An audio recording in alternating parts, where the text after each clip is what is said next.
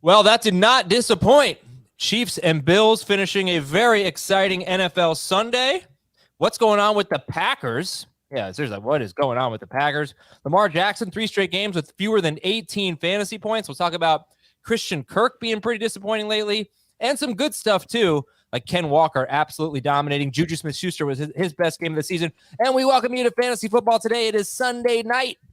I always have such energy just watching all these games, and they're so fun. Football Sunday is so fun. So, guys, I'm happy to share this excitement with you, and let's talk about it here. Dave, how are we doing? Who's the biggest winner in Week 6? Oh, I don't know if I've got the biggest winner in Week 6. I think Heath's got the market cornered on that. But I will tell you that I am excited about the direction Travis Etienne is going in. Over 100 total yards in consecutive games, at least 75 total yards in 3 of his past 4 games. And we haven't had a matchup yet where he's had a ton of catches. He's involved, but it's always been right around 2 or 3 catches. I'm waiting for that to expand. I'm waiting for his playing time to expand even more. I think Travis Etienne is on his way to being a number 2 fantasy running back, which, let's face it, the bye weeks are kicking in. That's where he's probably going to end up being close to or inside of over the next several weeks. All right, Heath has the market cornered on the biggest winner, and I don't know who that is. Heath, who is the biggest winner? Oh, did you get a haircut? No. Oh, never mind then. Who's the biggest? I mean, I don't know. I had 3 winners that I just give them all, and Dave can tell me which one's the biggest winner. I would say the biggest winner out of my group was Juju. Is that it, Dave? Nope. Okay. Well, then, you know what? keep us in suspense. We'll talk about more winners a little bit later. Juju with the big play bouncing off of a tackler and ending up with a huge game, 113 yards and a touchdown on only 5 targets, but he caught all of them. He was only started in 31% of leagues. So where are you now on Juju? I think he is where he has been. And if you locked him out of that number 3 wide receiver range, then you should just push him right back into it. He needs to be ranked right around wide receiver 30 every week. And he has the upside to have weeks like this. The thing I was really excited about, it was 2 times. Not the touchdown was one of the plays, but there were 2 different times where he caught the ball and broke away from a defender and then ran away from him and was faster than the guy who was chasing him. 2 weeks ago, I guess it was like 6 days ago, he looked completely washed, and he was limited all week in practice leading up to that. This week, he had a healthier week of practice, and he certainly looked healthier. Marquez Valdez-Scantling did not have a good game. He had a very bad game, and may have lost the game. I think Juju's clear number 1 wide receiver right now. Okay. All right, so our winners for now, we have more. Travis Etienne and Juju Smith-Schuster. Let's talk about some losers here. Wait, I must have missed it. Why did Marquez Valdez-Scantling lose them the game? What did he do? The first interception on the first drive in the end zone, he had both hands on the football. Mm-hmm. And he nearly had a touchdown earlier. It was a touchdown catch, and then it was an interception. That was after it was a touchdown, but then it was a flag for an offensive lineman being downfield. Right. Yeah. Well, he might have been down scored 3 touchdowns on that drive. It was that was Mahomes' fault, apparently, according to Tony Romo, who really called a great game from what I didn't hear all of it, but he was really spot on in this game. But yeah, apparently, what's his name? Mahomes held the ball a little bit too long, and that lineman got downfield. All right, who's the biggest loser? Heath Cummings. What do you got for the biggest loser of Week 6? I'm gonna say DJ Moore. Or anyone who has watched any Carolina Panthers offensive football the entire season. And I've watched too much of it. The offensive game plan for the Carolina Panthers in this game was one of the most disgusting, egregious things I've ever seen.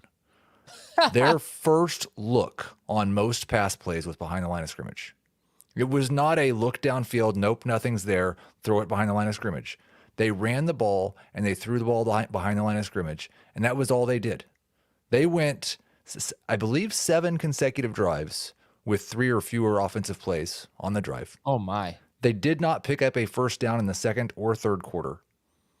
It was disgusting. They had the ball 3rd and 19 with 6 minutes left and ran a draw play. They were down 14. No wonder Robbie Anderson wanted out. I listen, Robbie, you can't fight with your coaches. You can't fight with your boss. But I have absolutely no problem understanding why any wide receiver on that team would feel the way that Robbie Anderson feels. It's an abomination. So do you drop DJ Moore at this point? He has the Bucs. I probably won't. You won't. Dave, I probably you would? won't. Dave. Goodbye. Yeah. I mean, listen, it's the biggest. He's not the biggest bust because Najee Harris exists. Yes. But one of the biggest busts in fantasy this year. It's astonishing how a receiver who has had the success he's had over the last 3 seasons could be this bad. And I feel bad about it. Well, as bad as Baker Mayfield was, PJ Walker was a downgrade. The passing yards were much lower. And, he had been around, 10-ish PPR fantasy points, which is usable, right? I mean, if you saw that on the waiver wire, you'd probably pick it up. So maybe he can get back to just at least being usable, but it's ugly. Yeah. All right. Enough about DJ Moore. Dave, you want to give us one big loser? I'll give you 2 for 1 in the loser category. Aaron Rodgers and Romeo Doubs. Doubs had 7 targets in the first half, had 4 catches on them, but he really wasn't very good. And then he only had 2 targets in the second half, and I just double-checked. I thought he might have been benched in the second half. Nope. Played every snap. Only had 2 targets. Rodgers was going elsewhere with the football. I don't have a good feeling about Doubs for the next game or 2. And I can't say I have a good feeling about Aaron Rodgers either. He had the one game a few weeks back where he should have had 25 fantasy points, if not for Doubs dropping a touchdown. But he's really not been on his A game. This offense is frustrating. It's not as frustrating as the Carolina Panthers offense, but they're pretty frustrating. They talked about running the ball all week long, and then they didn't do it again. And the Jets really they had their number, and they could not get anything going offensively. It was a mess. They were 4 of 16 on third down, which somehow was not as bad as the Jets were on third down, but it was still pretty terrible. I'm going to be nervous with Aaron Rodgers in my lineup moving forward, unless he's like a bye week replacement and the matchup is okay over the next few weeks. For you football fans, just not fantasy related, but Quinnen Williams of the Jets on the defensive line is wreaking havoc this year. Mm-hmm. And they were all over Aaron Rodgers. He got sacked 4 times. He got pressured a lot. That's one of our talking points. We'll get to that in just a little bit. All right, man. It was, did have some injuries. I don't think we had any terrible injuries. We have this Cam Akers situation. Marquise Brown just had x-rays on his foot. They were negative. We don't know about J.K. Dobbins. Yeah, we'll get to it all, but we don't have like a torn ACL, it seems, or anything like that. So that's, knock on wood, pretty good. I do want to tell you about the CBS Sports Fantasy Football Today newsletter from Chris Towers. Right into your inbox. Awesome fantasy analysis, information, start, sit, waiver wire, all that stuff. Sign up, subscribe, get the newsletter, cbssports.com/newsletters. We actually have several newsletters that you're going to like, but obviously Fantasy Football Today will be right up your alley. cbssports.com/newsletters. All right, the big news. Carson Wentz fractured his finger, could miss some time. Taylor Heineke in 2 QB leagues will be pretty interesting, I imagine. Kenny Pickett left in the third quarter with a possible concussion, and Mitchell Trubisky came in and played well and, won them the game. And their defense. Boy, did he make some throws. It was pretty incredible. Yeah, he really did. Late in the game. Skylar Thompson for the Dolphins. He left early in the game, and Teddy Bridgewater came in, played most of the game, and Tyreek Hill and Jalen Waddle had huge games. Cam Akers, guys, he could get traded. Looks like he may have played his last snap for the Rams. Henderson, we'll talk about him a little bit later. Obviously, huge boost for him. But if you have Cam Akers, and we'll have time to talk about this before waivers run, but hold or drop Cam Akers. I'd like to. At this point, it's going to come down to what's on the waiver wire and what your needs are. I would like to hold him, but I don't like. I think Dave said this morning. I think it's far more likely Cam Akers is getting cut than traded. Can't imagine someone's going to give up a draft pick for him. Is there a scenario? I was trying to think. We talked about this morning on our live stream. Where could he go that's a boost for him? What destination? Well, I think probably any team he goes to will have a better offensive line. Maybe, but that's not a joke. Where They're does on a he third walk string in? right guard Yeah. or third string left tackle, I think. I mean, they Yeah, have they did. the worst offensive line in football right now, I think. Except they went into today's game with the 10th highest run blocking grade on PFF, which didn't make any sense. And then Frank said on Football Outsiders they had they were like 28th in one of those metrics. So I think that made more sense. But yeah, I mean, but can he walk into a situation and be a starter? Where would he go? The No. Dolphins? No, I mean, he might have a spot where he can be part of a rotation in Miami. We don't know what the Dobbins injury is, so maybe Baltimore makes some sense. Maybe if he were, does he replace Sony Michel with the Chargers? You know, it's something like that. He's not going to go anywhere where he's going to immediately establish himself as the main guy. And you know what? He hasn't earned it. He hasn't looked good on a consistent basis to warrant it. And if he did, the Rams wouldn't be trying to trade him. So it feels like something went down during the week of practice, and the Rams are tired of him because they figure we can win without this guy, and now they're trying to trade him and get him somewhere. But I don't see where there's a team where he can go to where his fantasy value is going to be particularly good. All right, and J.K. Dobbins did not play in the second half as his knee tightened up on him. Kenyon Drake had 119 rushing yards in this game, and Dobbins is one of our losers. Obviously, very tough to trust him. We'll wait for more information, but it stinks. We were hopeful for Dobbins to get going at this point, and it's just not happening. Jalen Waddle hurt his shoulder. He said he was good after the game. We don't know what the case is. Marquise Brown, I just mentioned, he hurt his foot, left in a walking boot. X-rays were negative. That was very late in the game. Cameron Brate, man, hope he doesn't have another concussion. He just missed time with the concussion. He left late in the game with a head injury. And as soon as he left, Kate Otten had two catches late in the game. Brandon Ayuk returned, right? Yes. Yes. Okay. Deion Jackson. Wow, what a great game for Deion Jackson. Absolute stud. And he left. And then he came back, and then he left again with a quad injury very late in the game. It might not matter because we're hoping Jonathan Taylor plays in week 7, but that was a tough break. All right, let's do a segment. Did you get PJ Walker? Oh, that's right. He left with a concussion, right? The strangest thing I've ever seen, he got just obliterated by Jalen Ramsey on a blitz, helmet to helmet. Said he didn't have a concussion, it looked like, but it was helmet to helmet and vicious, so they made him come off the field. But how do you have a helmet to helmet collision inside the pocket that forces the quarterback to leave the game that is not flagged? Yeah. I'd like to, and then you had that tripping that on Chris Jones that wasn't called. And I'd like to just say, I really think that we could make just about everything reviewable if the people reviewing the plays didn't take their sweet ass time when everybody watching at home can tell in 5 seconds what happened. And the replay officials take 2 minutes to make these simple calls. Remember when they made pass interference reviewable a couple of years ago? And you're sitting there, you're watching, goes, oh, no, that was not pass interference. And they don't overturn it. Like, what are you doing? We all can see it. Why do they have to be so meticulous? Just, it's common sense. Just have somebody reviewing it. It's not that easy. Change it in 5 seconds, whatever. Adjust the time. It could take 30 seconds. We could do it. Heath, we can do this. Be a dreamer. We can't. Because if you were the person making that decision, you could be confident that you were right 100% of the time. And 60% of the time, half of Twitter would think you were wrong. There are such common sense, obvious situations, though. That they get wrong every single week. Did Chris Jones trip Josh Allen? Yes. That could have taken 10 seconds. It could have taken 10 seconds to flag. I don't know. I think they make it a little bit too complicated than it needs to be. I'm Adam Azer, and I support this message. We're going to take a break. When we come back, we'll take a look. Screw that. Why don't we do the segment now? I'm not going to make you guys wait. This one's called What's the Deal With? So what's the deal with the Green Bay offense? Dave, you touched on it with Aaron Rodgers.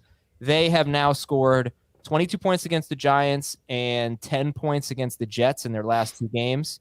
They've scored 14 or fewer points in 3 of 6 games, and they haven't scored more than 27 points in a game yet, and they did that 8 times in 2021. Is the absence of Devontae Adams just crushing everybody? I know, you talked about the passing game, but people are very concerned about Aaron Jones. What's the deal with the Packers offense? I don't think they're giving their run game enough of a chance. It certainly has felt that way over the last couple of weeks, that they've just been so that they've put everything on Aaron Rodgers' shoulders. And Rodgers, of course, would love that opportunity. He relishes it, but he doesn't have one of the best receivers in the NFL anymore. It's not working with Dobbs. Watson's got a hamstring. He's not playing. Lazard is making some great catches, but even so, he had 4 receptions on 9 targets. That's kind of an issue. The running backs that we thought would have a much bigger role in the passing game, they did this week. They had 7 catches. They didn't even have 40 yards on those 7 catches, and they did it on 10 targets. Robert Tonyan ended up being the most targeted and the highest receiver in terms of receptions and yards for the Green Bay Packers. They're not challenging downfield successfully enough. Yeah. Defenses are taking advantage. The offensive line also is not doing a very good job. It's a mess. And I think it starts with the play calling. And I think they need to really get that line going better. And maybe that's why they're not running it, is because they know that the offensive line isn't very good and they can't pop open lanes consistently enough. Dillon had a nice run in this game. But outside of that, there really wasn't anything to get excited about from the running backs. And they're not scoring tons of points as a result. It makes it very frustrating for fantasy. The easiest explanation is they're bad. They're at Washington next week, then Buffalo's tough, then Detroit. I mean, they've got kind of a mix of good and bad matchups going forward. But are we going to throw the buy low tag on Aaron Jones, or are we just going to hit the panic meter here, panic button?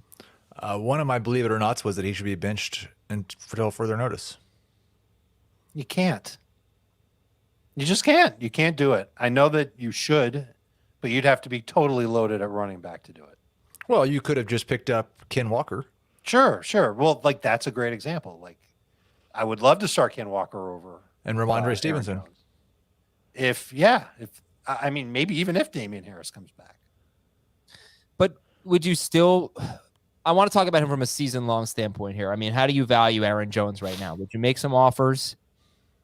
Or would you just, not don't want him on your team? I don't know. I'm not saying cut him, but not appealing anyway. Well, like most of the players who are greatly underperforming their draft day expectations, he's already on all my teams. So I'm probably not going to make any offers. Dave, how about you? How do you value him? Number 2 running back, flex? Yeah, and not like a top 15 running back either. If you look at him as like a top 18 running back, certainly you'd rather have him than Dillon. And you've got to listen. You mentioned it. They play Washington next week. That's not the toughest matchup. It's a good run defense. It's pretty good. Very good. It's still not the. I say it's not the toughest defense, but I don't know if that matters for the Packers offense. Right. Like that's how they played the Giants 2 weeks ago. It was in London. The Giants are good. Happened. Like we got to stop. We got to stop with. I think we're 6 weeks into the season.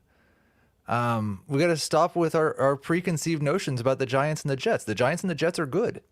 The Packers are not. I still don't know. If I believe that with the Giants defense. I think their play calling and their coaching more likely to very make the playoffs. Giants or Packers. I mean, I think you've got to say the Giants just because of their record and how they are right now. Yeah, certainly. I don't know, but I don't know if I would recommend that people put their hard-earned money on either team to make the playoffs. No, I agree. Honest. But the Giants are 5-1, and their next 4 games are Jaguars, Seahawks, Texans, Lions. Sure, and their run defense is better with Leonard Williams, and he played today, and he made a difference. Well, I guess he didn't really make a difference if Kenyon Drake. No, you forget that. But that's the point. Like Kenyon Drake just went for 100 yards against the Giants, and the Packers couldn't do anything even close to that. Well, you're gonna have to check what the Jets did, but the Giants loaded up the box. The Giants dared Aaron Rodgers to pass the ball last week. I don't know if the Jets did the same, but I watched a lot of this game, and he just, when he gets put in these obvious passing situations, the line just collapsed on him. But all right, I think there's a lot of times also though that he has. I think he is going, and his intended air yards per pass attempt coming into this game were actually lower than any time in the last 5 years. But he's throwing a lot of YOLO balls that are bouncing like 10 yards from where the receiver ends up. He also had the thumb injury going into today, so I don't know if that was a factor too. But maybe he should dump it off to Aaron Jones. All right, what's the deal? Tried that 10 times with Lamar Jackson. 3 straight games with fewer than 18 fantasy points. Lamar Jackson. What's the deal, Heath? The worst impression you've ever done. He doesn't have any wide receivers, and his best running back is Kenyon Drake. You think it's, is it just a Bateman thing? I know that Bateman wasn't exactly playing a huge role, but at least he was a threat to take the top off of defenses. And of course, Jackson scored 46 or more points in 2 straight weeks in weeks 2 and 3. You think all problems are solved when Rashad Bateman gets healthy? If Rashad Bateman gets I healthy? don't think there's really that much of a problem. Like, we're still going to rank him as a top 6 quarterback next week. And he had 21 fantasy points, I think, with 4 minutes left in this game, and then turned it over twice in the last 4 minutes to give the Giants the win. That's a good point. And he outplayed Kyler Murray. He outplayed Tom Brady this week. And these are guys that we probably I don't think anybody's concerned about Lamar Jackson. Okay. Then, Dave, what's the deal with Christian Kirk? After they talked him up all week about how we needed to get him 9, 10, 11 targets, and then they gave him half that many. You got lucky if you started Christian Kirk. Caught 4 of his 5 targets, and he had the touchdown in the fourth quarter, late in the fourth quarter, to pull Jacksonville ahead. Every time I didn't pay the most attention to the Jaguars, but every time I looked up, it was Zay Jones or Evan Ingram. They combined for 11 targets, 10 catches, 82 yards. They didn't have exceptional days. Trevor Lawrence didn't really have that great of a day. Statistically, he did because he ran for 2 touchdowns. And the Jaguars ran the ball down the throats of the Colts. And I think that's really why Christian Kirk didn't get the targets, because the Jaguars realized, hey, we can run the ball in this game. We're doing pretty good at it. Let's stick with it. And they did, and it was fine. But, you'd expect more targets from Kirk. I still think he'll come around. I still think the buy low window is open on him, and it might even be – I don't think it's going to be particularly more expensive to acquire Christian Kirk on your fantasy team just because he caught a touchdown pass in week number 6. I don't know how you feel about the Giants defense. I don't think they're a super tough matchup, but that's his next opponent, and then Denver, who I do think is a super tough matchup. That's a tough one. But I do like guys who play in the slot and go downfield. That's a good profile and all that. But also, we should mention Trevor Lawrence's stats. What a weird day. 22 pass attempts, 20 completions, and up for 163 yards. What a strange day. And 3 total touchdowns, but 20 of 22 for 163 yards and a touchdown. That's just weird. So not a lot of opportunities for Kirk. All right. Would you rather have Christian Kirk or Allen Lazard rest of season? And for all the crap that we say about the Packers, Allen Lazard is coming through every single week. Who would you rather have rest of season? Lazard. I think it's got to be Lazard, just because you can feel safer about the targets with him. He's getting the targets that we thought that Kirk would get. Would you rather have Gabe Davis or Allen Lazard? Davis. Better offense. Yeah, I'll say Lazard, just because I'm not if Gabe Davis pulls this off for an entire season, I'm not even going to believe that he's going to do it next year, because no one's ever done what he's doing. I thought he was on his way to just an enormous game. I don't think Gabe Davis had a target after halftime. I think he had 6 targets at halftime, and he ended with that. But he got the big play and he got the touchdown. He's literally if he does this for a full season, it will be historic. Which is what? Do what? I think he's averaging 25 yards a catch or something, and he's scored on 15% of his targets or something like that. Wow. Well, he he scores a lot. All right, but he does. It's just that no one's and he might just be the most efficient wide receiver ever.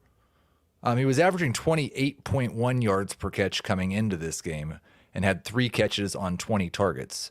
And he averaged over 20 yards per catch in this game and caught a touchdown on 6 targets. So that's now 4 touchdowns on 26 targets.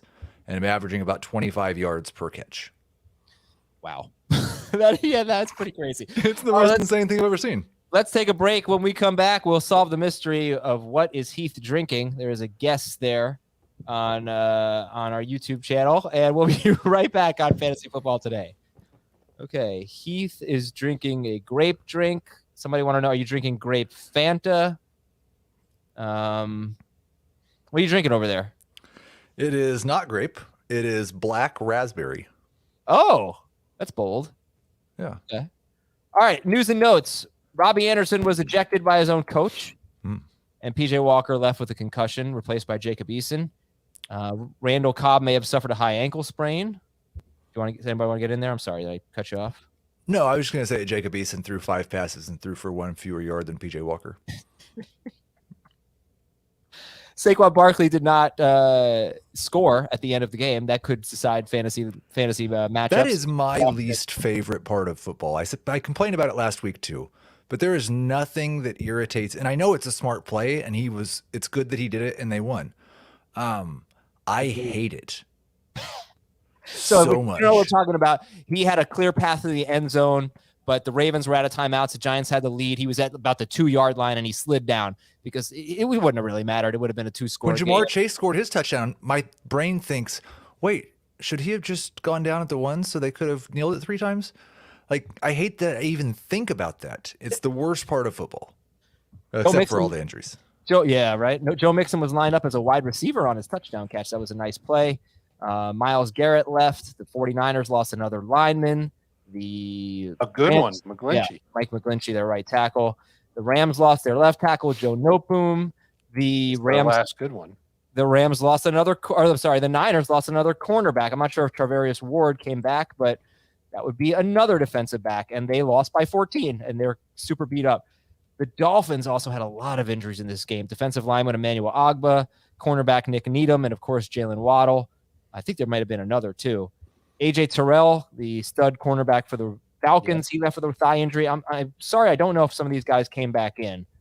I don't think Terrell did, and I think Isaiah Oliver left as well. Okay. And he had just come back off the injury list.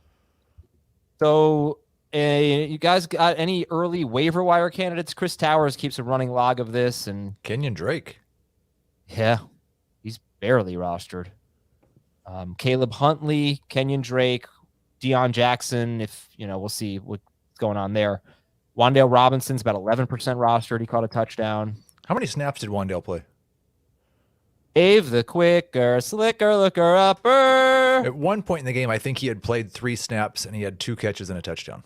Wan'Dale Robinson unofficially played 14 snaps. Ooh. All right, that'll go up.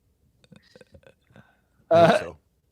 Daniel Bellinger, Mike Gesicki, Robert Tonyan, tight ends who had good days. All right, just players. I wonder if Gesicki is tied to Bridgewater, though. Well, the only 2 games where I think he's had a good day is when they've been in major comeback mode at the Ravens, where they won, and then in this game. They won that game at the Ravens, right? Waddle's may be hurt, right? Mm-hmm. So if Waddle's hurt, then I think there might be more room for Gesicki. That's true. All right. This is not a Ramondre Stevenson. Well, no, this is not a Ken Walker week, obviously. Cross our fingers. Speaking of Ken Walker, let's go to Heath's winners. So Juju is one of them. Ken Walker is another. Man, he looked great today. Terrific game. And, what do you have to say about him? And Chase Claypool, who's 40% rostered, is another winner for you, but Ken Walker, Heath. Yeah, 110 yards, saw 3 targets in a game. They threw 30 passes, looked spectacular running the football. Ken Walker looks like a guy who it might be another week or 2 of this, and we're talking about him in the same breath. We're talking about Breece Hall as a top 12 running back rest of season, but at least a top 20 guy now, and certainly a must-start option for the foreseeable future. Chase Claypool maybe was the biggest winner in terms of where his value was before the game. And now we have to reconsider him. It muddies the water for everyone else in Pittsburgh, but he made a couple of spectacular, like George Pickens type plays, the type of plays that the team says, you know what, we should throw the ball to that guy more often. So I think Chase Claypool went from irrelevant to now we have to think about him. And I have no idea how I'm like Dave and I argued all week long about Deontay Johnson versus George Pickens, and they combined for like 6 fantasy points. And Chase Claypool scored 23. Yeah, he's 40% rostered. I mean, are you going to make any ads, or just this is really frustrating? I started him in 1 league. Nice. Well, him and Juju both. You Nice. want to guess what that team's record was coming in? I will probably add him in deeper leagues. Like if he's available in the podcast league, or definitely deeper than 12 league, and some 12-team leagues. I don't know who's going to buy this week. Don't you fear that he's going to end up making you regret that, though? Because he's been so inferior all season long. Anything good that happens, Dave, I feel that way right now. Right. Yeah. There's no. I don't think we have to feel that way about Ken Walker. I think we're good with Ken Walker. Do you have any idea how many targets he had with Pickett? Oh, that's a good question. And if not, I'll look it up. But what I saw from Claypool all happened with Trubisky, including a pair of unbelievable third down catches, both of them third and long, when Tampa Bay was trying to get the ball back. And just Trubisky put it in a place where Claypool could come down with it. He looked like a monster. It was flashbacks to his rookie year. Okay. And he had a 2-point conversion, right? I think so. Yeah. And they've got the Dolphins next week, which isn't a horrible matchup. He's got Philly after that, though. See, that's when he's going to let you down. See, he's got the Dolphins, and then he's at Philadelphia. He's going to let you down tomorrow. Dave, you're using logic. I know. I you know what I didn't do? I didn't use logic with Kyle Pitts this week, and he ended up scoring. That's crazy. Just say the thing that doesn't make any sense. Chase Claypool is going to be the league MVP for the next 4 years. It's just a crowded situation, and Freiermuth didn't play in this game too, so let's not forget that. Yeah, very good point. Dave, your winners are Alan Lazard and Michael Pittman and Travis Etienne. So let's talk about Pittman. Where's my music? Sorry. Let's talk about Pittman. 13 catches, 134 yards on 16 targets. A huge game for him. Started in 81% of leagues. Colts had an interesting game plan. They decided to just throw it almost 60 times. And it worked, and Pittman had a huge game, and hopefully he made it up to you after a couple of dud weeks. They've got the Titans and the Commanders, Patriots after that, the Raiders after that. So I got a lot of questions about Pittman, and I just thought it would be smart to call him a winner for this week. And hopefully fantasy managers know that he's a must-start for at least the next 4 weeks. Yeah, we got a lot of questions about him, too. I mean, people were frustrated with him. I think the way I saw it was 2 weeks ago, he had a couple of almost touchdowns. I think he had one overturned or something like that. And last week he faced Denver. Buying low on a guy after Denver is a good idea. And he's the clear-cut number one. Nice, by the way, nice week-saving catch by Alec Pierce. That very aggressive. Oh, man, he did that a ton in Cincinnati. I think he got hurt. Got hurt? We'll have to look into that because there was a play in the 2-minute drill where he's targeted on the right sideline. It was one of the 2 pass interferences he drew. And he made like 17 efforts to grab the ball and landed pretty hard out of bounds. And then didn't see a target or play near as many snaps in the third quarter. Oh, and got hurt and came back. Michael Strawn was playing a lot more. And then he came back later in the game. So I didn't ever see anything about him getting hurt, but something happened because he didn't play for a while. All right, losers. Oh, this is interesting, Dave. Eno Benjamin was a loser for you. He had 65 total yards and 3 catches, but he had almost all the running back touches, just didn't have a great Oh, yeah. So let's talk about him because he was clearly outshined by Ken Walker, but why was Eno Benjamin a loser? Because it's the greatest matchup on paper that a fantasy running back can have, and you just told us what he did, and it's not that great. Played 87% of the snaps. He played all but 1 third down. He had all 3 of their snaps inside the 10. And man, I can't help but feel underwhelmed.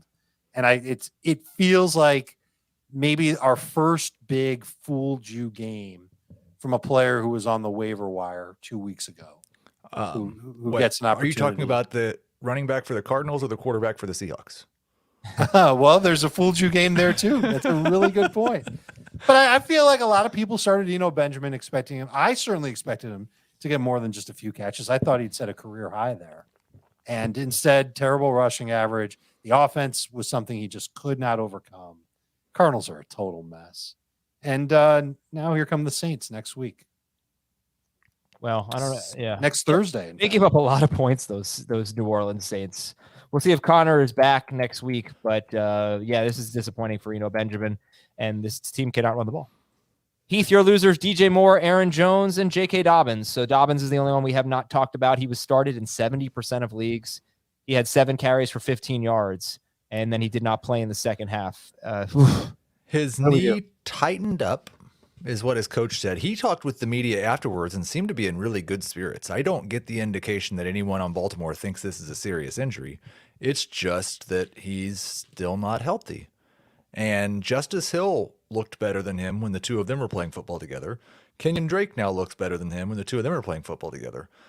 You can't, I'm not dropping him. I'm still hopeful that in a couple of weeks he will be J.K. Dobbins again. Jason Lockenfora thought that he was really getting close, but something went wrong, and he was playing on the worst field in the NFL, so it could just be that.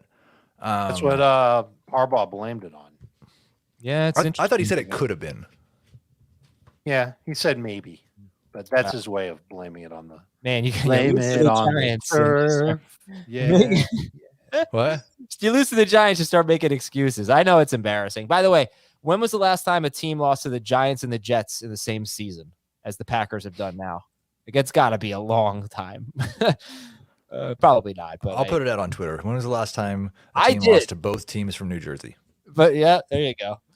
All right. So those are your winners and your losers. Our winners this week were Alan Lazard, Travis Etienne, Michael Pittman for Dave, Juju Smith-Schuster, Ken Walker, Chase Claypool for Heath. Losers this week were Eno Benjamin and Aaron Rodgers for Dave, DJ Moore, Aaron Jones, J.K. Dobbins for Heath.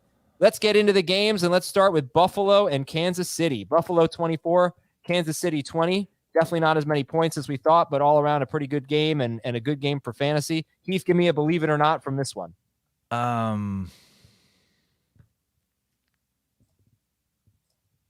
Is it believe it or not, Dawson Knox is a borderline start again every week. Don't believe it, and I don't have to believe it because the Bills are on bye this week, and he's going to be on my waiver wire. Yeah, we don't. What's the difference between him and all the other guys at the bottom None. of the top 12? You just flip between the one that you can get your hands on. That you so think after is the going to score bye, a you can pick him touchdown. up. I don't think he's better than any of them. I don't think he reaches the next tier up. He could score a touchdown and get you 40 yards on top of it game to game. So should we be trying to sell Gabe Davis? Oh, that's not a bad idea if you can get something really good for him. Right, because he's had 12 targets in his last two games. He's turned that into 245 yards and 3 touchdowns. and I think, you could really try to look at matchups. The Steelers were a team that were giving up a lot of big plays through the air. And then I saw the way the Chiefs really struggled against Devontae Adams last week. And I really thought, wow, Gabe Davis could light them up. And they were down one of their starting cornerbacks in Rashad Fenton. So it was a good matchup for them. And I don't know. I mean, I don't know. People are so high on Gabe Davis that I wonder what you could turn him into. Magic, poof, turn him into something. Anyway, what was the Twitter poll we did last week on Sunday night? Gabe Davis versus somebody rest of season, and Gabe Davis crushed him. Yeah, I don't know. Go back and look. I think you can you can probably get a top 12 wide receiver for Gabe Davis. Well, I got a good one. I think this is tough. Would you rather have Gabe Davis or Deebo Samuel? Probably still Deebo. What about Gabe Davis or Ken Walker? I'd be tempted to take Walker. Me too. Not going to lie. Yeah, I think I would. Isaiah McKenzie had a terrible game. Yikes. Oh, he was bad. I was going to say, Yeah. Believe it or not, Isaiah McKenzie is droppable, but I didn't want to. No. Say it. Make me answer it. He is. He is. I don't want He to make you answer absolutely it. is. Yeah. It doesn't mean that you have to say goodbye to him forever and you're never going to get him back on your team. But he had a terrible game, and now he's on bye. There's no point in carrying him. Forget it. It's okay. He played I actually have it right in front of me. Isaiah McKenzie played 37 of 72 snaps today for the Bills. That's not great. No. So that's a lot of snaps. Anyway, Clyde Edwards-Helaire with another bad game. This time, no catches. Oh, Devin Singletary, by the way, winner. I mean, you guys called it. It was a competitive game. He was going to be involved, and they ran. If the Chiefs played their safeties any deeper in this game, they would have been in the end zone on like every play, basically. So they ran the ball, and they ran very successfully. 17 carries, 85 yards for Devin Singletary. What about Clyde, though? Who would you rather have rest of season, Devin or Clyde? I guess Singletary. I mean, I don't feel awesome about either one.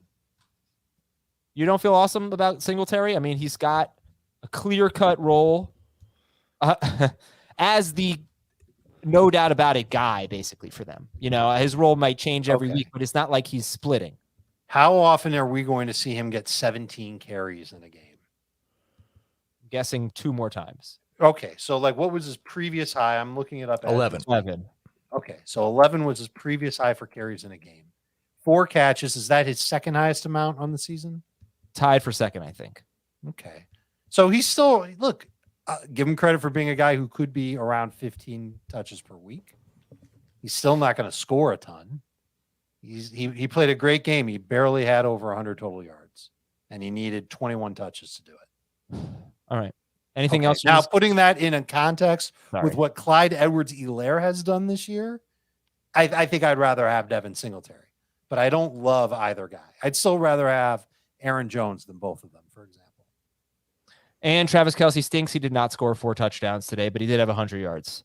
Let's go to our next game. Seattle 19 and Arizona 9. A fantasy dud. Oh, man. Keith, what do we got?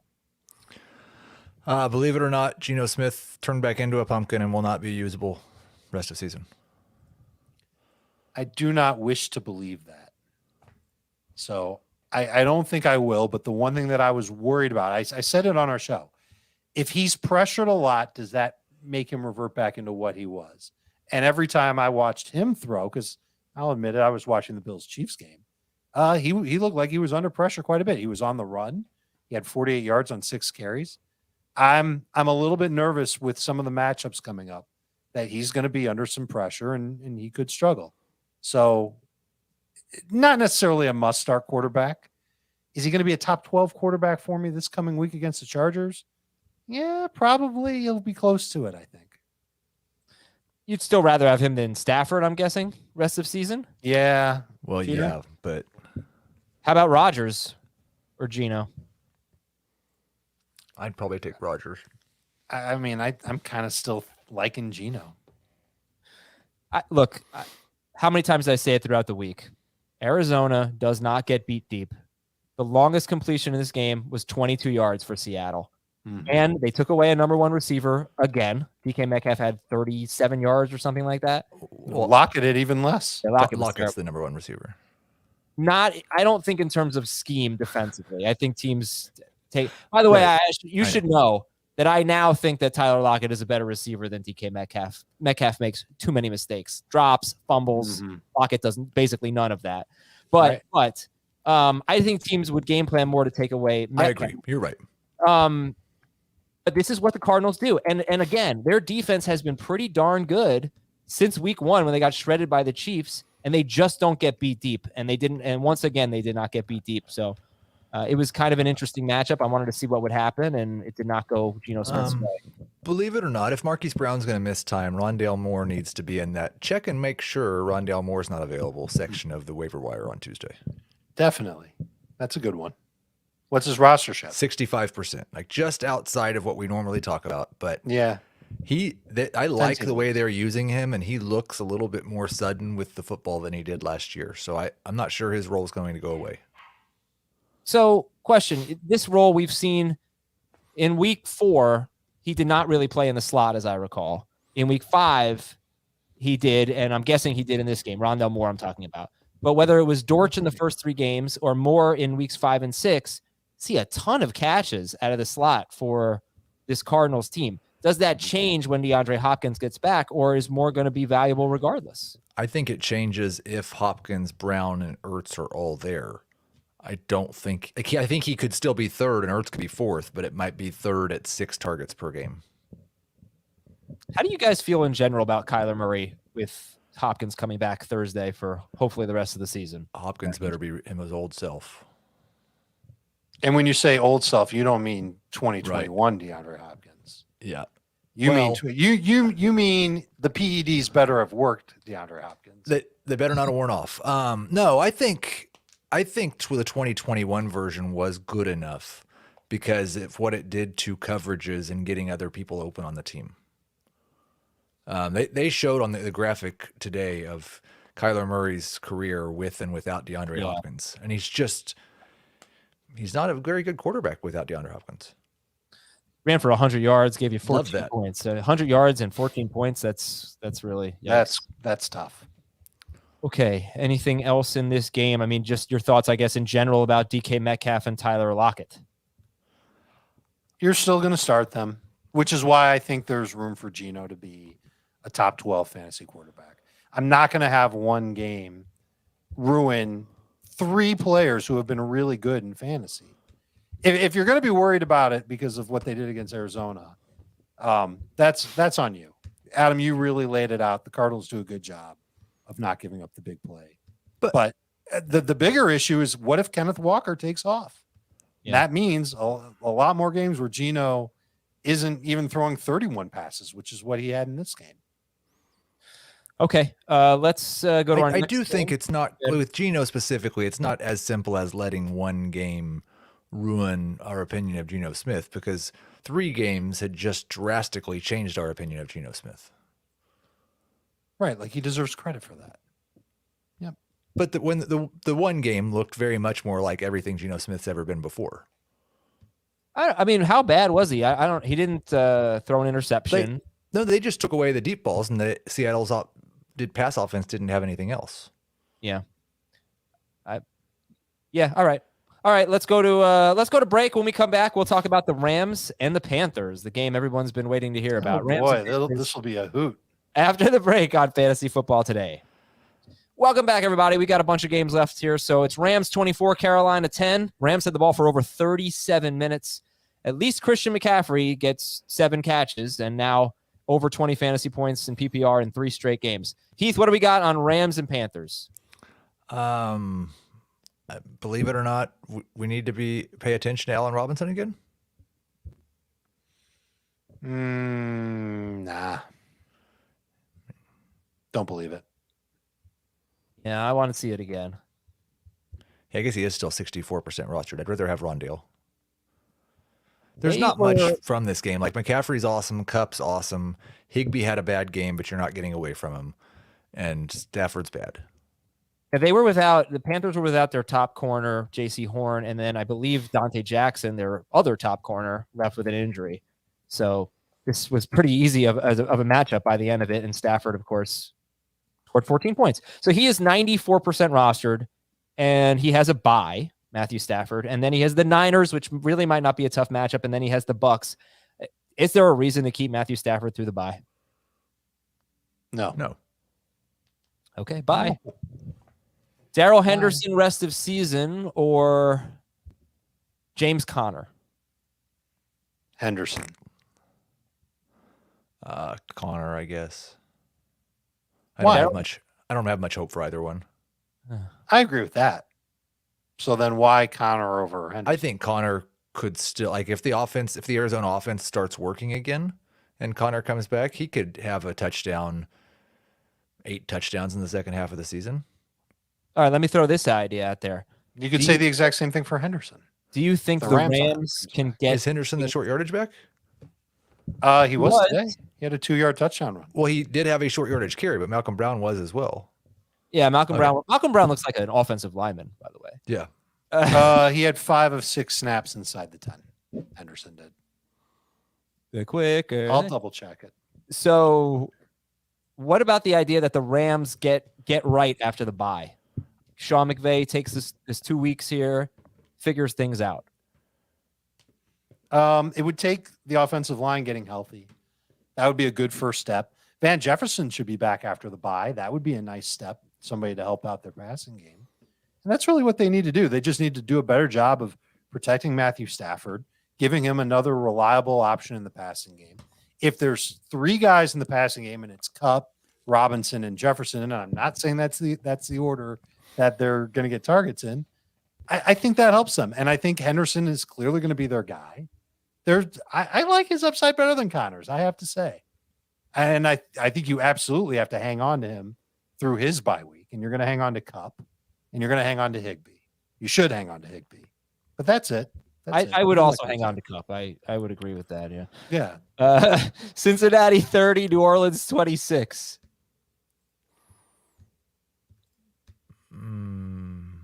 Burrow, 38 points for Burrow. QB1. Awesome game.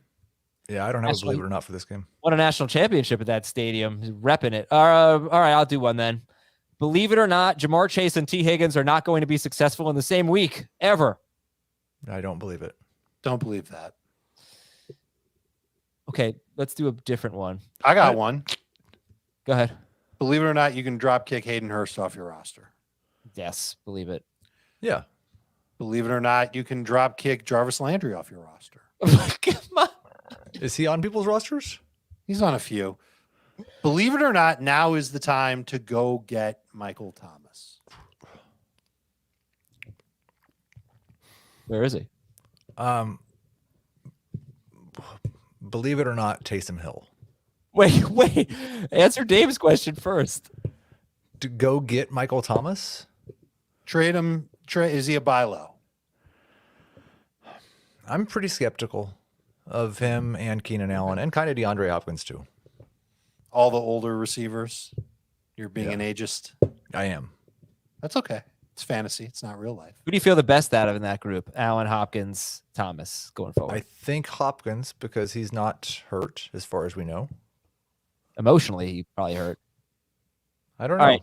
Believe it or not, Taysom Hill. Taysom Hill had 5 carry. Oh, I think I have the wrong stats. 5 carries. No, for 39 5 yards. carries, 39 yards, 4 pass attempts for 16 yards, 0 touchdowns, 0 catches, 0 faith in him as anything more than a touchdown or bust fantasy option, which is what we said coming into the week.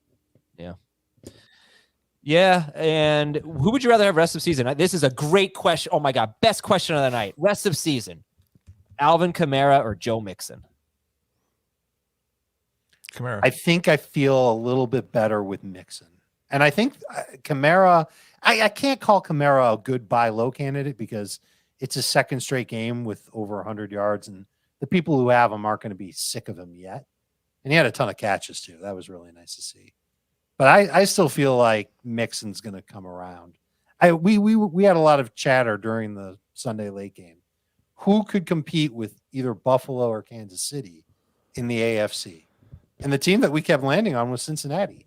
They've got a fundamentally sound defense. They play really disciplined. The offensive line will get it together. I think today was an example of that. Their run game will eventually get going. Burrow's awesome.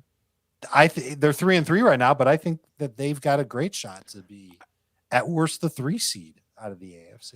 Yeah, I think it's more of a question who has a chance of going into Buffalo and winning though. I mean, they're explosive as hell, but They've locked it up. I shouldn't say that. You know, if you look at the stats for Jamar Chase, probably would say, oh, he must have had a big play downfield. He had big plays, but they weren't downfield. He had 132 yards, but this is not a team that was throwing the ball. I mean, can you check the ADOTs and all that? I might have that, yeah. Yeah, I don't think it was really that kind of game. It was a lot of short stuff for Jamar Chase and a lot of yards after the catch. But whatever. Look, he had that one big play for the touchdown that's going to ruin his ADOT. 10.8, Adam. Yeah, I mean, that's fine, but he's not. They didn't fix what had ailed them. They did not take the top off of defenses, but they got the ball in Chase's hands and he made some plays, and that's awesome. All right. Let's go to our next game. New England 38 and Cleveland 15. Believe it or not, more than one wide receiver in New England can matter. No, I'm not ready to believe that. It's going to be really hard to predict what it's going to be from game to game. Jacoby gave you double-digit PPR points. That's cool, but so did Devontae Parker. And then Hunter Henry and Tyquan Thornton were awesome. I wonder if, first off, does Bailey Zappi say the starter? Great. No chance. But if he does Hunter Henry matter? He had 5 targets last week. Yeah. 7 targets this week. Jonnu had a couple of targets too, so they were getting the tight ends more involved. I shouldn't have been that dismissive. I'm sorry, Heath. But if they spent, the 15th overall pick or whatever on Mac Jones last year, I think it was 15th. I can't imagine he's losing his job. But they may not necessarily have to rush him back. We don't know how close he was to playing unless there was a report that I didn't see. Let me ask a more fantasy relevant question here. Ramondre Stevenson could be top 5 as long as Damian Harris is out. That's pretty clear. Sure. What do you think his rest of season value is? Would you rather have him or Ken Walker? Or would you rather have him or Aaron Jones? I mean, it's tied to splitting in that backfield, which is something he didn't do. He played almost 90% of the snaps for New England. Walker, Stevenson, Jones. That's I don't know if I would even rank it Let's that have way. Stevenson ahead of Jones rest of season. That's a hot take. How come? Just losing faith? Yeah. Mm-hmm. I mean, the Patriots are obviously a much better running team. And he at least, I think, probably has a little ramp up here of another. I mean, I know the whole Damian Harris questionable thing this week, but I'm going to go with the original report of multiple weeks. I think he's going to have a couple of weeks here without Damian Harris. And as of right now, we don't expect Aaron Jones to have any weeks without A.J. Dillon. And honestly, if you look at the touches, they probably weren't that different when Damian Harris was playing compared to what Aaron Jones is getting on a weekly basis. Okay. Anything else? Amari Cooper scored. He was at home. Scored a very, very close touchdown. Was almost out of bounds. Right. Yeah. Not much from this game. Oh, God. Terrible game for Kareem Hunt. 4 touches, 12 yards. Just awful. I think the first time this season, I said this morning, he'd been the most predictable player in fantasy. He'd been within a 20-yard range and a 3-touch range in almost every game. And then he had 4. And he played almost the same percentage of snaps as Nick Chubb. Right. They trailed. They got blown out at home, and they just couldn't run the ball. All right. Giants 24, Ravens 20. What do we got? Believe it or not, the Giants are going to win one of their next 2 games and be at 6-2. Jaguars, Seahawks. Yes, I think they'll win one of them. Okay. And believe it or not, I don't. Wan'Dale Robinson should be the most added player this week. I'm sure someone will come up that'll be a little bit more appealing than Wan'Dale Robinson. Look, I think it's cool that he had 4 targets on 14 snaps, and I'm sure his role will grow, but I'm not believing that he's going to be the best player to go get off the waiver wire. It's a good call. He most added. So best player off the waiver wire and most added are a little bit different because he's starting at 11%. So he could rise the most and become the most added player. It's him or Kenyon Drake, I think, right now. Who would you rather add in a vacuum? Wait. Let's throw Gus Edwards in there. Well, I think Wan'Dale might actually fit in a vacuum, so I would go with him. Oh, man. What do you think, Dave? Gus Edwards, Kenyon Drake, or Wan'Dale Robinson? I'm not sure if Gus is ready yet. Yeah, I'll tell you what. If my team is 5-1 after this week and I've got some bench spots to stash a guy, then that's where Gus Edwards comes into play for me. I think if I need help now, Drake will be who I pick up first, and then Robinson second. So here's my Robinson spiel, is that I do think at his best, he's a more explosive version of Sterling Shepard. And he's going to play the same position, I expect, that Sterling Shepard did for Daniel Jones. Let's see where he played. And that's where Daniel Jones has historically given the largest percentage of his targets. That's a good spiel. Yeah, they are kind of a gimmicky offense. They really never throw the ball downfield. There's nothing. Yeah, the entire thing appears to be smoke and mirrors, but it might work for the whole year. I think you could probably do worse than Daniel Bellinger. His role is changing. I think he's a red zone / end zone target. 14% added. We'll talk about him on Tuesday, I'm sure, a little bit. Yep. People are going to like him, and he caught all 5 of his targets. Wan'Dale played in the slot on 64.3% of his 14 snaps. So all right. Can we move on, or we need anything with the Ravens? I think we're good, right? We talked about Lamar Jackson earlier. Indianapolis 34, Jacksonville 27. Great game. And Matt Ryan. Oh, is Matt Ryan QB1? No, Joe Burrow. Ryan, though, 33 fantasy points. And his only games with fewer than 17 fantasy points. 17 is not great, but Lamar Jackson was at 17 today. Kyler didn't get you 17. Brady struggled. So his only 2 games without 17 points were one without Michael Pittman, and the other one was against Denver. So a little hat tip there to Matt Ryan. Heath, what do you got here for the Colts and the Jags? Yeah, I was going to say, believe it or not, Matt Ryan's a borderline start rest of season. If this were week 1, I would have potentially believe that, but I've seen enough of him playing poorly to not believe it. And by the way, there's a guy that's coming back off the injury list soon, hopefully soon. That'll make a big difference in how the Colts call plays.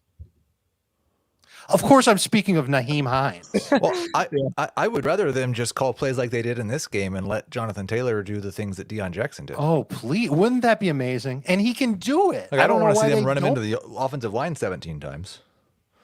Well, that's what I didn't see all of Deion Jackson, but I watched every one of his carries from last week. And I think there was one carry last week where Deion Jackson went outside behind the tackles. Everything was up the middle or behind the guards. He just had success with it on basically 3 good runs, and the rest were kind of crappy. But today, I mean, he was really good. I just don't know if he was running outside, but it was mostly catching. Oh, yeah, that too. But they bullied the Jaguars up front, who were missing their top defensive lineman, defensive tackle. And I don't really have much else to say, but that's what they were doing with Deion Jackson last week. And they did not run the ball well at all today. They averaged 2.8 yards per carry as a team. Deion Jackson had 12 carries for 42 yards. He had 10 targets, though. Right. And turned them into 79 yards. Like, it was almost all the success was in the passing game except for the touchdown. Okay. Yeah, use Taylor like that. Why not? Of course, Hines was out. Yeah. What do you think about James Robinson? He did get some carries or some work inside the 5. He almost scored a touchdown, and he had 12 carries to 10 for ETN. He had one more touch than ETN. He didn't have a bad game, just wasn't as good as Travis Etienne. What do you guys think about James Robinson right now? Not good things. I don't mind him as a bench running back, a bye week replacement running back. I'm happy that he had this workload. I thought that he'd have even less, but he just doesn't look like he's got the speed for the NFL game anymore. He's going to be a bench clogger. Evan Ingram or Daniel Bellinger? Ingram. I'll take Ingram. Ingram or Taysom Hill? Against my better judgment. Ingram in full PPR. Taysom and none. All right. Alec Pierce or Rondale Moore? Probably Rondale. Well, let's see what Marquise's status is. That will determine it. That's fair. Yes. Minnesota 24, Miami 16. Yeah, let's go off the board. Believe it or not, Tua is going to be a top 12 quarterback when he comes back next week. Pulls up the schedule, sees the Dolphins play the Steelers.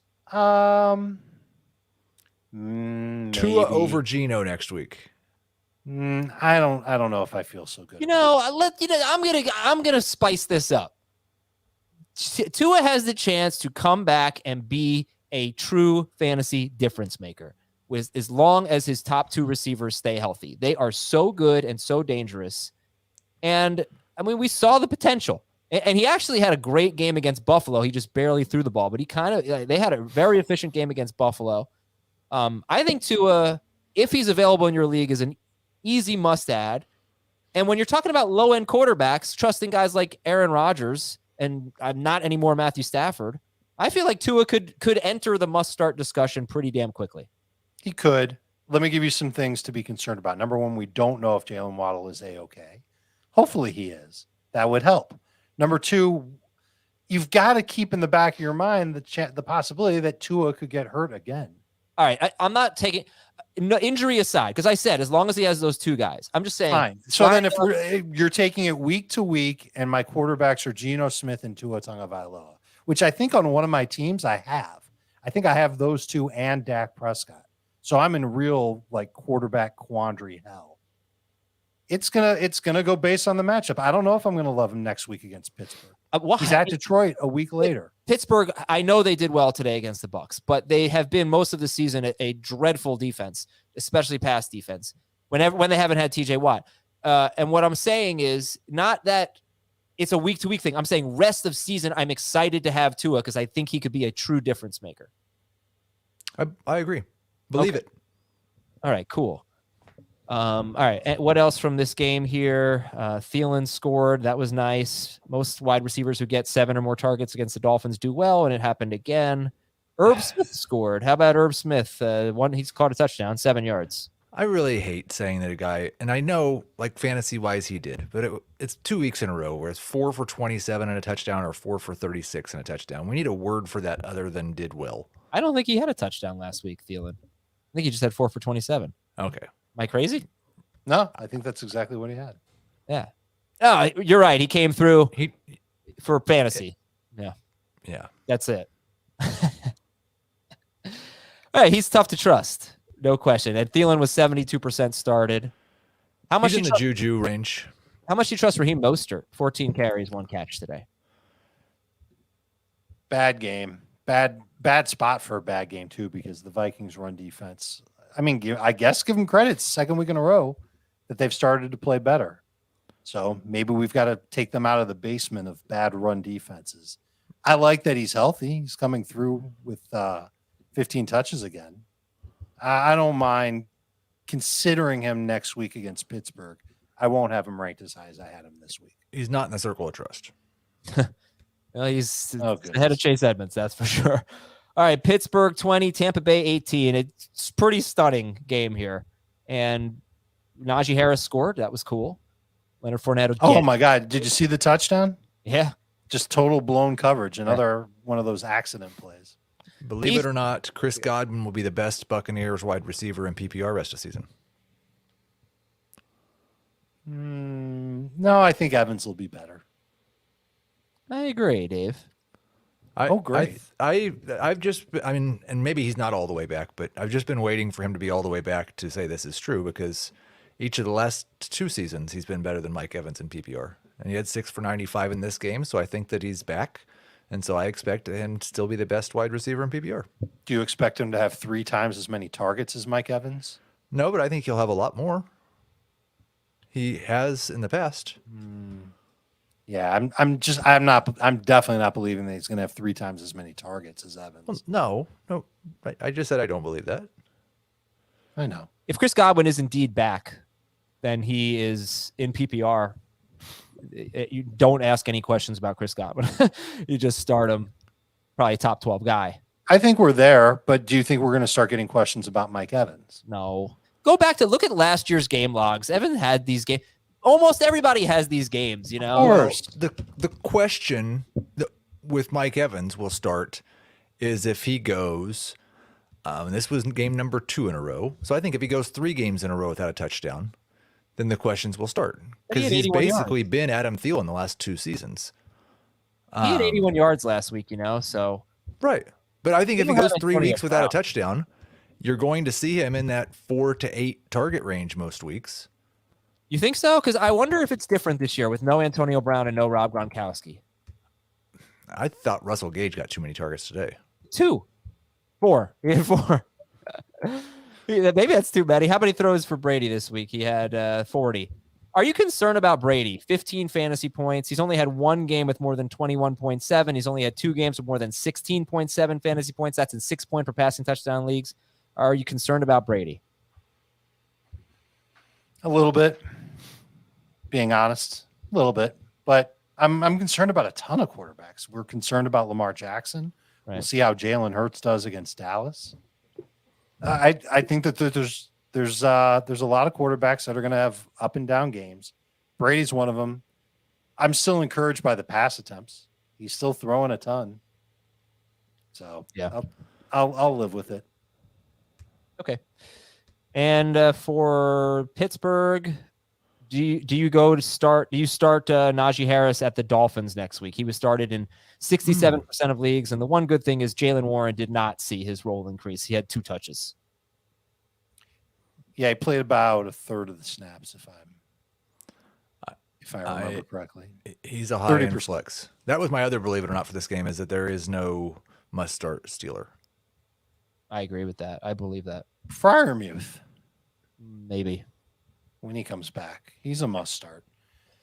Has the window for Najee Harris to try and move him, has it cracked open a little bit because he caught that touchdown? No, why would it? You know, it's not like he had a good game. He just caught that touchdown. No, but I mean, I wonder if you want to sell low on Najee, maybe the opportunity came because he caught that touchdown. Warren played almost all the 3rd and 4th downs for the Steelers. Right.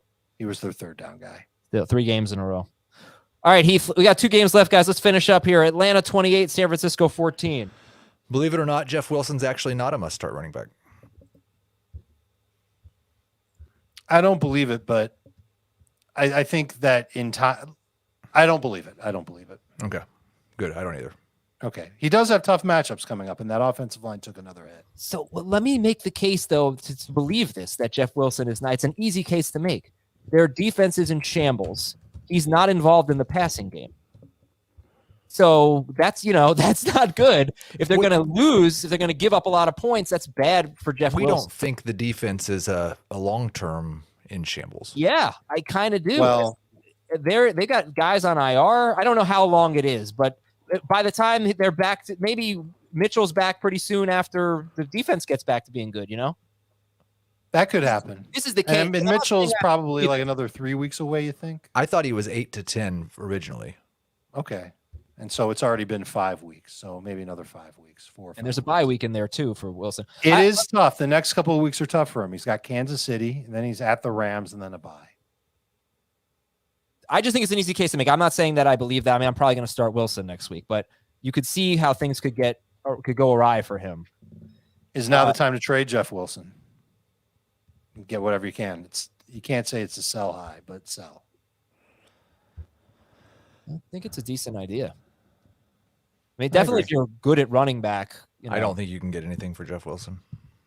I don't think you can get what you could have gotten last week.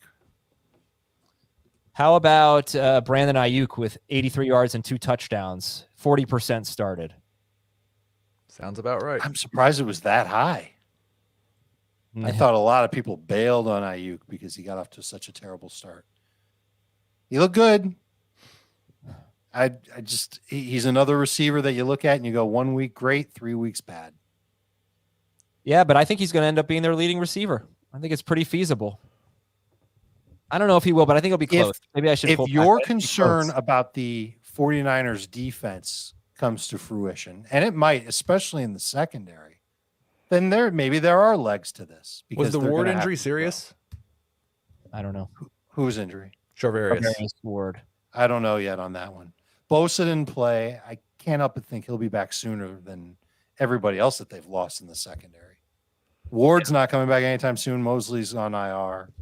If Charvarius Ward is out for the year, then yeah, that secondary is in big trouble. We have no indication that it's that kind of injury, but yeah, we don't know. We'll find out on Monday. How about Marcus Mariota? 31% rostered. He scored 28 fantasy points. He has 17 or more fantasy points in 5 of 6 games. This was his first big game, though. Mariota with 50 rushing yards and a touchdown, 2 passing touchdowns. So great game for him. And you know what? Like Mariota, good. London, bad. Pitts, 19 yards and a touchdown. Hooray. But it's a little confusing, guys. What do you make of this Falcons offense? He barely threw the ball. Yeah. 14 pass attempts, 13 completions. So huge quarterback rating. But, you say Drake London, bad game, and he did, but he still had 4 of 14 targets. Look, I don't think we're going to see a game where Marcus Mariota throws the ball 35 times. Yeah, they'd have to get blown out. I'm not even they're sure playing he would. competitive every week. Yeah, We've seen them down 2 scores in the second half and run it 14 straight times for a touchdown. It's so true. Yep. He's thrown more than 26 passes once this season. That was in week 1. So who is the top rookie receiver rest of season? Chris Olave.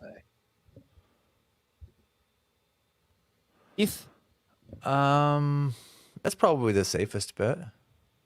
It's One more game here, Jets and Packers. Believe it or not, the Jets won in Lambeau. Believe it or not, the Jets defense is good enough to be a run-heavy team. I want to believe it. I really do. Believe it. They had 4 sacks on Aaron Rodgers. They pressured him a bunch. They look like the type of team that when they run into a really good offense, they're going to get smacked around. And I don't think I'm not even close to believing Zach Wilson yet as a good quarterback, much less a good fantasy quarterback. But they're doing everything else right. They're well coached. Defense plays smart. Run game is awesome. Breece Hall is awesome. and they're giving him the work. So It was good. the one thing that we were worried about with Breece Hall was that, well, he might have to split a little too much for our liking with Michael Carter. Well, here he is with another game with 20 carries and 2 catches. Yeah, he's terrific. And, it's a great offense might be a challenge for them. I think they have maybe 3 of those left. They have 2 Bills games, and they have the Vikings. And other than that, it looks like they could definitely compete. All right, let's finish. That's it. Oh, Romeo Dobbs, drop or keep. Garrett Wilson, drop or keep. I'd like to try to keep both. Same, but I wouldn't rather blame keep you for Wilson. dropping either one. Thanks, everybody. Appreciate it. We'll talk to you tomorrow with Beyond the Box Score. See ya.